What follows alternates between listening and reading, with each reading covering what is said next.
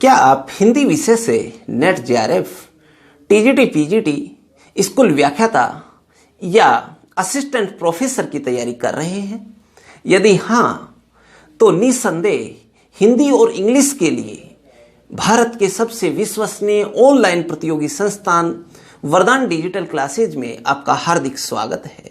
जी हाँ, यदि आप इनकी तैयारी कर रहे हैं तो हमारा वादा है कि पूरे भारत में सबसे सस्ता और सबसे उच्च गुणवत्ता वाला कोर्स हम प्रदान करते हैं, जिसमें आपको मिलता है कंप्लीट वीडियो लेसन मिलेंगे, नोट्स पीडीएफ मिलेंगी, टॉपिक वाइज टेस्ट भी मिलेंगे और कंप्लीट टेस्ट सीरीज भी मिलेगी। जी हाँ, यदि आप अब की बार अपनी नैया पार करना चाहते हैं तो अभी प्ले स्टोर से वरदान डिजिटल क्लासेज का मोबाइल ऐप इंस्टॉल कीजिए और अधिक जानकारी के लिए जो ये नंबर आ रहे हैं इन पे आप संपर्क कर सकते हैं। हमारा वादा है इसके बाद में कभी आपको कोई कोचिंग करने की आवश्यकता नहीं पड़ेगी और ना ही अन्यत्र भटकने की आवश्यकता पड़ेगी। सबसे सस्ता, सबसे अच्छा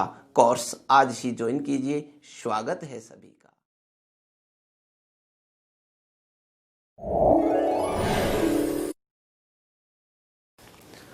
हे विद्युजनों, सभी को नमस्कार।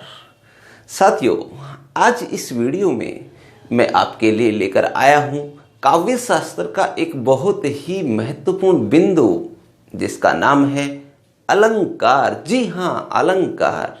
बहुत ही शानदार क्लास रहने वाली है, बहुत अच्छी जानकारी आपको मिलने वाली है। तो वीडियो को अंत तक अवश्य देखिए और अच्छा लगे तो लाइक अवश्य कर देना। चैनल पे नए हो तो सब्सक्राइब कर लेना और साथ में बेल आइकन भी दबा देना, जिससे कि आने वाले जो वीडियो हैं उनके नोटिफिकेशन है वो आप तक पहुंच जाएं। ओके, तो आइए चलते हैं सीधे अपने वीडियो की ओर। ओके, चलिए, जैसा कि आपको बताया कि एक महत्वपूर्ण टॉपिक, और उस टॉपिक का नाम क्या है साहब? अलंकार। ठीक है, काव्य की दृष्टि से बहुत ही महत्वपूर्ण है। बिल्कुल बारीकी से समझिए क्या है ये। देखिए साहब, अलंकार शब्द की हम बात करें तो ये दो शब्दों से मिलकर बना है। मुख्यतः दो शब्द हैं इसमें, एक अलम और एक कार। ठीक है, तो दो शब्द हो गए, अलम प्लस कार, ये मिलकर बन गया क्या? अलंकार। ठीक है, अब देखिए, ये जो अलम है इसका अर्थ होता है शोभा। क्या अर्थ होता है इसका? शोभा। और ये जो कार होता है इसका मतलब है करने वाला। क्या होता है? करने वाला या बढ़ाने वाला। ठीक है, तो इसलिए हम अब शॉर्टकट में इसे कह सकते हैं कि शोभा बढ़ाने वाला। ठीक है ना? तो कहने का मतलब ये हुआ, काव्य की शोभा बढ़ाने वाला जो होता है वो गुण ही क्या? अलंकार होता है। अभी मैं एक बेसिक बता रहा हूं, ठीक है ना? काव्य की शोभा बढ़ाने वाले गुण को क्या? अलंकार कह सकते हैं। एक संज्ञा शब्द में अलंकार, आभूषण, गहने को भी तो कहते हैं।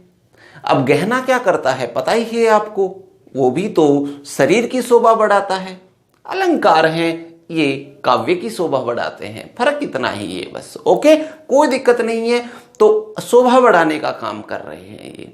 क्लियर हो गई इतनी बात? चलिए, तो इसको समझने के लिए हमें कुछ परिभाषा है ना वो देखना, क्योंकि यदि आप नेट जेआरएफ से संबंधित, टीजीटी, पीजीटी से संबंधित, स्कूल व्याख्याता से संबंधित या असिस्टेंट प्रोफेसर से संबंधित अगर कोई तैयारी कर रहे हैं तो उनमें सामान्य प्रश्नों की बजाय ये तथ्यात्मक प्रश्न हैं, ये ज्यादा पूछे जाते हैं। तो इन पर भी हमें थोड़ा सा फोकस करना होगा। ठीक है, तो चलिए सबसे पहले हम जो महत्वपूर्ण कुछ परिभाषा हैं उनकी तरफ ध्यान देते हैं। ठीक है, तो हम बात करेंगे किसकी? परिभाषा की। तो इन परिभाषाओं में सबसे नंबर फर्स्ट पे, और ये परिभाषा हम लेते हैं आचार्य दंडी के अनुसार। ओके, आचार्य दंडी क्या कह रहे हैं साहब? देखो, आचार्य दंडी कहते हैं काव्ये शोभाकरान धर्मालंकारान प्रचक्षते। क्या मतलब हुआ इसका? इसका मतलब हुआ कि काव्य की शोभा बढ़ाने वाले धर्म, जिसमें शब्द आ सकते हैं, अर्थ आ सकते हैं, वो ही अलंकार कहलाते हैं।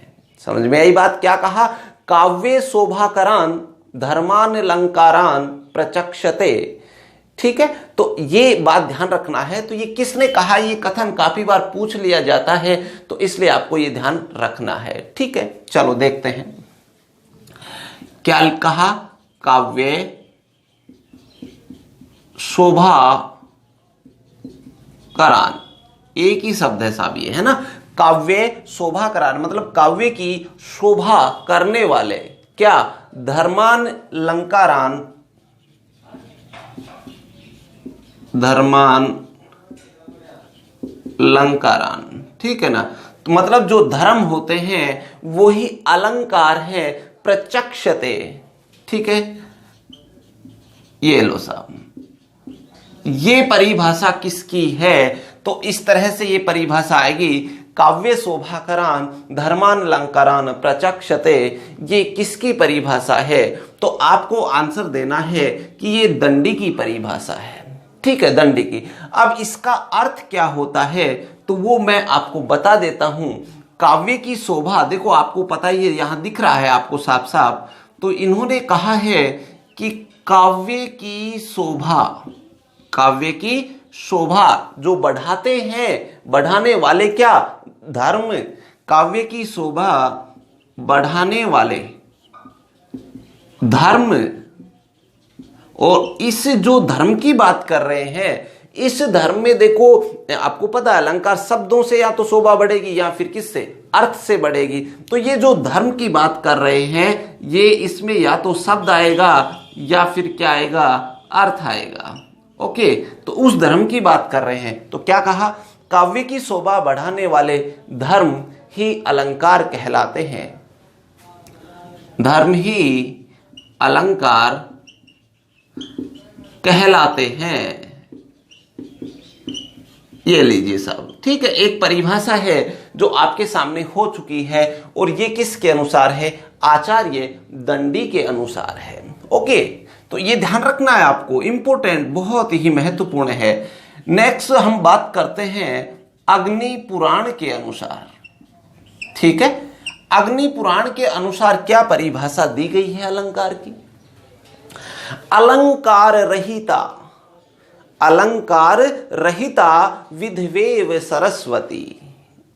अलंकार रहिता विधवेव सरस्वती, ये कहा गया है किसमें? अग्नि पुराण में। क्या मतलब हुआ?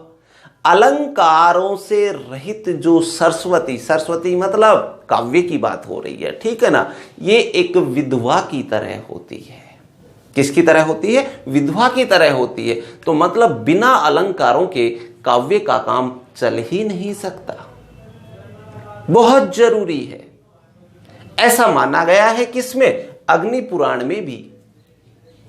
ठीक है, तो चलो हम इसको लिख लेते हैं। क्या? अलंकार रहिता, ध्यान देना साहब, अलंकार रहिता, अलंकार रहिता विधवेव सरस्वती, विधवेव सरस्वती। बस छोटी सी परिभाषा है, कोई दिक्कत नहीं है ना। तो अलंकार रहिता, अलंकार से रहित, विधवेव विधवा के समान होती है कौन? सरस्वती। तो इसका अर्थ सीधा सीधा समझ में आ गया। क्या अर्थ रहा? अलंकार रहित सरस्वती। और ये सरस्वती किसके लिए? काव्य के लिए कहा गया है, ध्यान रखना। अलंकार रहित सरस्वती विधवा के समान, विधवा के समान होती है। ओके, चलिए साहब, क्योंकि आपको पता है विधवा है वही श्रृंगार नहीं करती हैं, आभूषण धारण नहीं करती हैं। इसलिए अगर मान लो आभूषण ही धारण आपने अलंकृत ही नहीं किया है काव्य को, तो वो किसके समान? विधवा के समान हो गई। ठीक है ना। तो इस तरह से माना गया है अग्नि पुराण के। एक अब बहुत ही महत्वपूर्ण जो कथन है वो बता रहा हूं मैं आपको, ये है जो रीतिकालीन कवि हैं आचार्य केशव, क्योंकि ये परिभाषा काफी बार या तो कथन के रूप में पूछ ली जाती है या अलंकार के रूप में भी पूछ ली जाती है, ठीक है ना। तो रीति निरूपक ग्रंथ रचे हैं काफी केशव दास ने, ठीक है। उन्होंने क्या कहा है, बहुत अच्छी परिभाषा सुनना। यद्यपि सुजातिषु लक्षणी, याद आया कुछ? जिन्होंने पढ़ रखा है उनको याद आ गया होगा। यद्यपि सुजातिषु लक्षणी सुबरन सरस सुव्रत भूषण बिनु न विराज ही कविता बनिता मित, कहा है ना ऐसा। तो कितना अच्छा जो श्लोक है ये, ध्यान रखना, परीक्षा में काफी बार पूछा जाता है, तो मैं आपको बता रहा हूं। चलिए लिख देता हूं मैं, है ना। यद्यपि, अभी फिर इसका अर्थ बताऊंगा मैं आपको। यद्यपि सुजाति, ठीक है ना। यद्यपि सुजाति सुलक्षणी, सुलक्षणी, देखो अर्थ समझते। यद्यपि का मतलब यहां किससे? यद्यपि से है। सुजाति, यद्यपि चाहे स्त्री है, वो सुजाति मतलब अच्छी जाति की हो, चाहे वो सुलक्षणी अच्छे लक्षणों से युक्त हो, मतलब अच्छे चरित्र वाली हो, अच्छे लक्षणों वाली हो। यद्यपि सुजाति सुलक्षणी सुबरन, सुबरन चाहे उसका जो वरण है ना, रंग, वो कैसा हो? सु हो, अच्छा, अच्छे रंग की हो, मतलब गोरी हो, सुंदर हो, ठीक है। सुबरन सरस, चाहे उसकी जो भाषा शैली हो वो मधुर हो, रस से युक्त हो, ठीक है ना।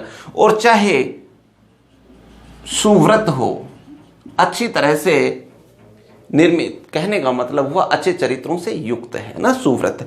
चल, तो क्या हुआ? यद्यपि सुजाति सुलक्षणी सुब्रन सरस सुव्रत भूषण बिनु न विराज ही, भूषण का मतलब आभूषण के, बिन बिना, न नहीं, भूषण बिनु न विराज ही,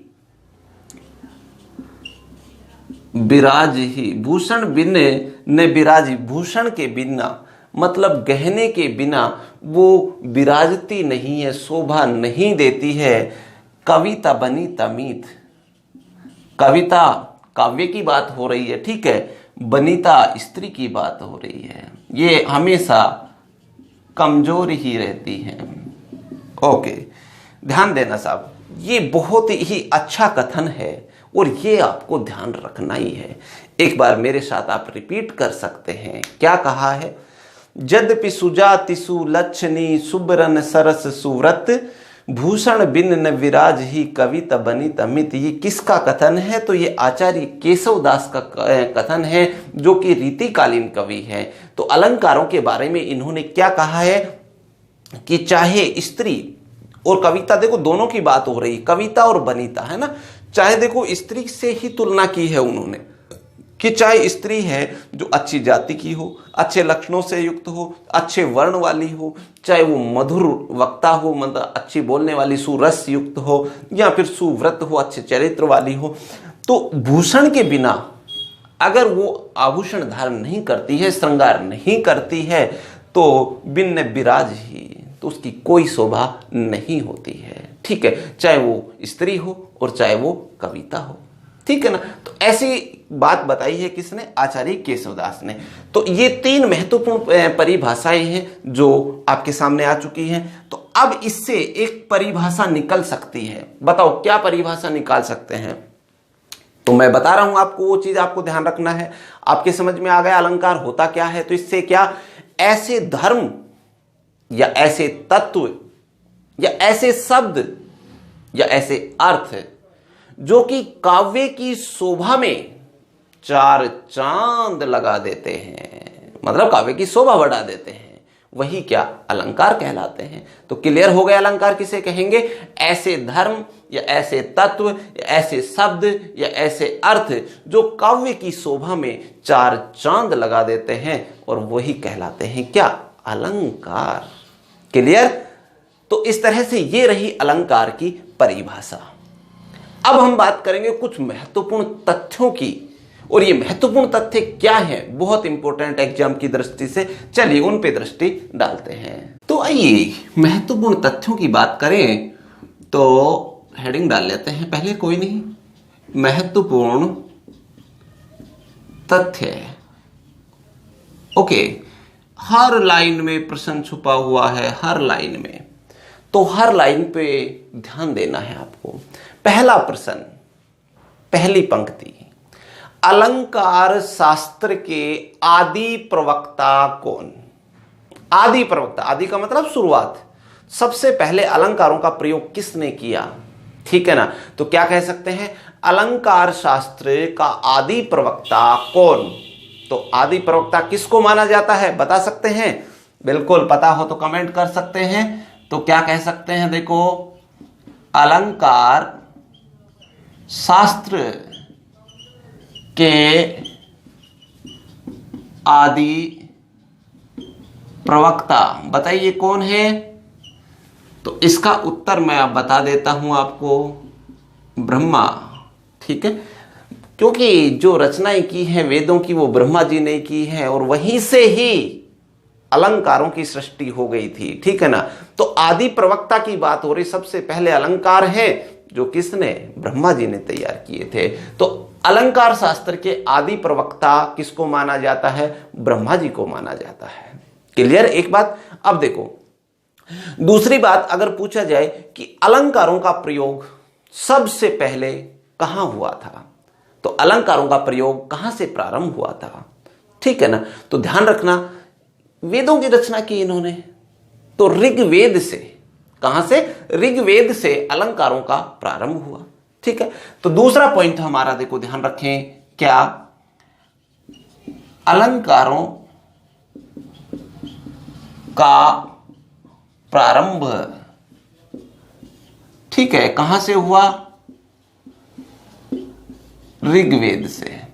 दो प्रश्न हो गए, ध्यान रखना। नंबर 3, फैक्ट नंबर 3, देखो ऋग्वेद हो गए, ऋग्वेद के बाद में धीरे धीरे आगे बढ़े, रामायण महाभारत इनमें सभी में प्रयोग हुआ है, लेकिन उससे आपको यही ध्यान रखना, कोई हेडक नहीं है, रामायण महाभारत में प्रयोग हुआ। लेकिन देखो जैसे जैसे आगे बढ़े, तो आचार्य भरत मुनि, नाम सुन रखा है, आचार्य भरत मुनि, जिनकी रचना नाट्य शास्त्र है। क्या है? नाट्य शास्त्र। उसमें उन्होंने 4 प्रकार के अलंकार स्वीकार किए। प्रश्न आएगा, भरत मुनि की रचना का नाम आ सकता है नाट्य शास्त्र है, या फिर उन्होंने नाट्य शास्त्र में कितने अलंकार स्वीकृत हैं, कितने स्वीकार किए गए हैं? तो आपका आंसर कितना होना चाहिए? 4। क्लियर?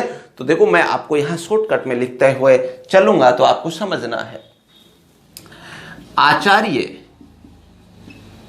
भरत मुनि, ठीक है, आचार्य भरत मुनि है। इनकी रचना का क्या नाम है? तो रचना है इनका नाट्य शास्त्र।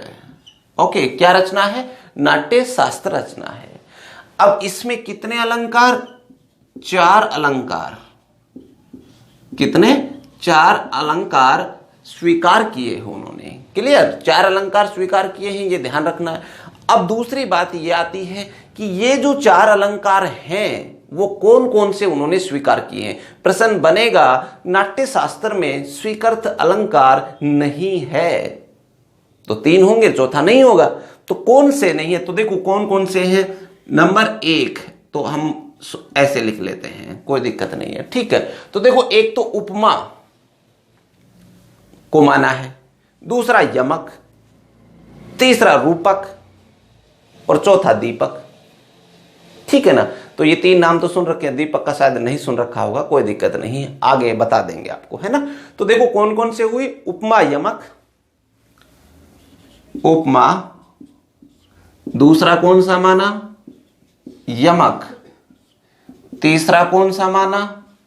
रूपक और चौथा कौन सा माना, दीपक। ओके, तो इस तरह से ये आपको ध्यान रखना है। भरत मुनि की जो बातें हैं वो मैंने आपको बता दी हैं। तो यहां से अगर कोई प्रश्न उठता है तो अब आराम से कर सकते हैं। ठीक है, चलिए आगे बात करें। प्रश्न बनेगा अग्नि पुराण में कितने अलंकार स्वीकार किए गए हैं, बता सकते हैं। आपको कितने प्रश्न इनमें से आते हैं, इस चीज पर भी गौर करना है आपको। ठीक है, अग्नि पुराण में कितने अलंकार स्वीकार किए गए हैं, तो याद रखना अग्नि पुराण है, अग्नि पुराण, उसमें 14 अलंकार स्वीकार किए गए हैं। ध्यान रखना कितने, 14 अलंकार। अब संख्या बढ़ती आएगी अलंकारों की, क्लियर। तो धीरे धीरे धीरे धीरे जैसे विकसित होते गए वैसे वैसे अलंकारों की संख्या बढ़ती गई है। तो अग्नि पुराण में कितने अलंकार, 14 अलंकार प्रयुक्त हुए हैं या 14 अलंकार स्वीकार किए गए हैं। उसके बाद में बारी आती है आचार्य भामह। आचार्य भामह जिनका जो ग्रंथ है वो काव्य अलंकार है, ध्यान रखना काव्य अलंकार। और उन्होंने 38 मतलब 38 अलंकार स्वीकार किए हैं। समझ रहे हो बात को, कितने, 38 अलंकार उन्होंने स्वीकार किए हैं। और एक चीज और इंपॉर्टेंट ध्यान रखना है, अलंकार संप्रदाय के वास्तविक प्रवर्तक कौन, अलंकार संप्रदाय के वास्तविक प्रवर्तक कौन, तो आचार्य भामह हैं। उनको ही अलंकार संप्रदाय के वास्तविक प्रवर्तक माना जाता है। क्लियर हो गया पॉइंट। तो इंपॉर्टेंट प्रश्न है वो यहां से जोड़ के आ रहा है। तो सारे हर लाइन में प्रश्न है जो छुपा हुआ है। तो देखो अगले बिंदु लिखते हैं आचार्य भामह। ठीक है, रचना कौन सी, काव्य अलंकार। ओके, तो आपको पता है आचार्य भामह जिनकी रचना का इसका संधि विच्छेद काव्य प्लस अलंकार, काव्य अलंकार हो जाएगा, कोई दिक्कत ही नहीं है, इतना तो सब समझदार हैं। खैर ठीक है, और अलंकार कितने स्वीकार किए हैं, तो 38। ठीक है, 38 यानी कि 38 अलंकार स्वीकार किए हैं। चलो यहां तक बात होगी। लेकिन अलंकार संप्रदाय के वास्तविक प्रवर्तक यही तो हैं, तो इसको भी हम ऐसे लिख सकते हैं, कोई नहीं। अलंकार संप्रदाय के वास्तविक प्रवर्तक। ओके, तो इस तरह से ये अपना बिंदु हुआ है आचार्य भामह से संबंधित। चलिए साहब, आचार्य भामह के बाद हम बात करते हैं दंडी। एक नाम आएगा दंडी, उद्भट, वामन। 3 नाम बताए हैं मैंने, दंडी, उद्भट और वामन। इन्होंने अलंकारों की संख्या 52, कितने, 52 अलंकार स्वीकार किए। धीरे धीरे संख्या बढ़ती आ रही है, ध्यान रखना, और प्रश्न बनेंगे इनमें से। तो इन्होंने 52 अलंकार है स्वीकार किए हैं। एक चीज और ध्यान रखना, एक इंपॉर्टेंट प्रश्न यह भी बन जाता है कि दंडी है, उसने अलंकारों के जो मूल है उस अलंकारों के मूल में अतिशयोक्ति को स्वीकार किया है। कि अलंकार है उसके मूल में अतिशयोक्ति। अतिशयोक्ति क्या होती है, किसी चीज को बढ़ा चढ़ाकर प्रस्तुत करना। और अलंकारों को का मतलब भी क्या है, उसकी शोभा ही तो बढ़ा रहे हैं। तो इसलिए दंडी ने क्या किया है कि अलंकारों के मूल में किसको, अतिशयोक्ति को स्वीकार किया है। प्रश्न बनेगा, ध्यान रखना एक चीज। दूसरी, ये जो भामह आप देख पा रहे हैं, भामह ने जिनको वक्रोक्ति कहा है, क्या कहा है, वक्रोक्ति, उसी चीज को दंडी ने अतिशयोक्ति कहा है। मतलब इन्होंने वक्रोक्ति कह दिया उस चीज को और उन्होंने अतिशयोक्ति कह दिया। ये डिफरेंस है, समझ गए। तो ध्यान दें, दंडी 1, उद्भट 2, वामन 3। ठीक है, तो ये 3 हो गए, दंडी है, उद्भट है और वामन है। बताइए कितने अलंकार स्वीकार किए हैं इन्होंने, 52 मतलब 52। ठीक है, तो इन्होंने 52 अलंकार माने हैं, लेकिन ये चीज अपने को ध्यान रखना है, नोट,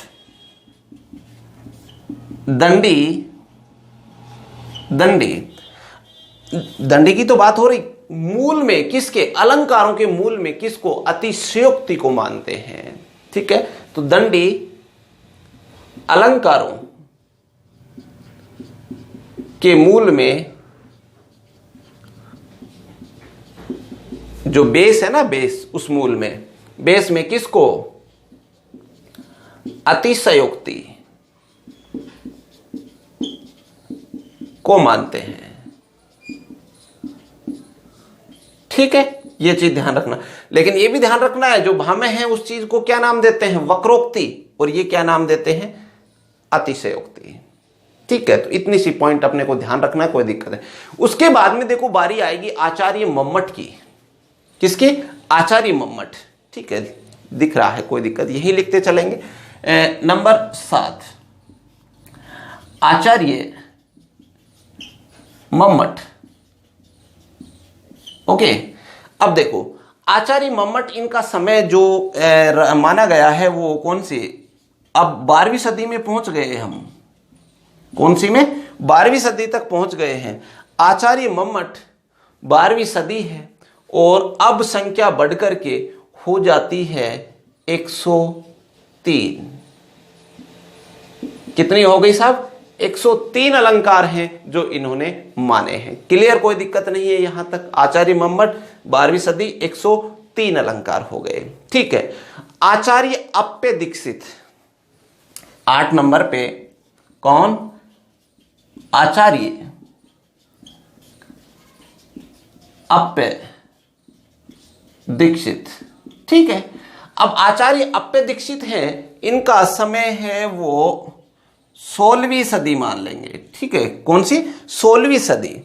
अब ये इनका जो ग्रंथ है उसका नाम याद रखना है, कुवलयानंद। क्या नाम है, कुवलयानंद। ठीक है, ये इनका ग्रंथ है। रचना भी प्रश्न पूछा जाता है, ध्यान रखना, ये इंपॉर्टेंट है। और यहां 30 बढ़ा दिए इन्होंने, मतलब कितने, 133 अलंकार हैं जो इन्होंने माने हैं। कितने, 133 अलंकार। तो आचार्य अप्पे दीक्षित जिन्होंने 16वीं सदी, कुवलय आनंद इनकी रचना है, 133 अलंकार हैं जो इन्होंने स्वीकार किए हैं। और लास्ट एक यहां लिख देता हूं, कोई नहीं, 8 हो गए। नंबर 9, पंडित राज, जिनका नाम है जगन्नाथ। क्या नाम है, पंडित राज जगन्नाथ। ये 16वीं सदी, और ये इससे आगे आएंगे कौन सी के, 17वीं सदी में। ठीक है, अब इनकी जो रचना है उस रचना का नाम क्या है, बता सकते हैं कोई? तो इनकी रचना है रस गंगाधर। इंपॉर्टेंट, रस गंगाधर काफी बार पूछी जाती है, बहुत इंपॉर्टेंट है। और इन्होंने जो अलंकार स्वीकार किए हैं वो कितने, 180 अलंकार। ठीक है, तो इस तरह से ये संख्या है जो बढ़ती आई है, और अलंकार के जो महत्वपूर्ण प्रश्न है यहां से पूछे जाते हैं। ठीक है ना, तो ये आज की इस क्लास में बस इतना ही रहेगा। मैं बेसिक परिचय, अलंकार होते क्या हैं, महत्वपूर्ण तथ्य, कहां से कहां तक किसने कितने माने हैं, ये सारी बातें हैं जो आज के लेसन में क्लियर हुई हैं। कल इसके जो भेद हैं उन पर प्रकाश डालेंगे। ओके, तो वीडियो अच्छा लगा हो लाइक कर दीजिए, और चैनल को सब्सक्राइब नहीं किया है तो चैनल को सब्सक्राइब अवश्य कर लेना। Thank you very much.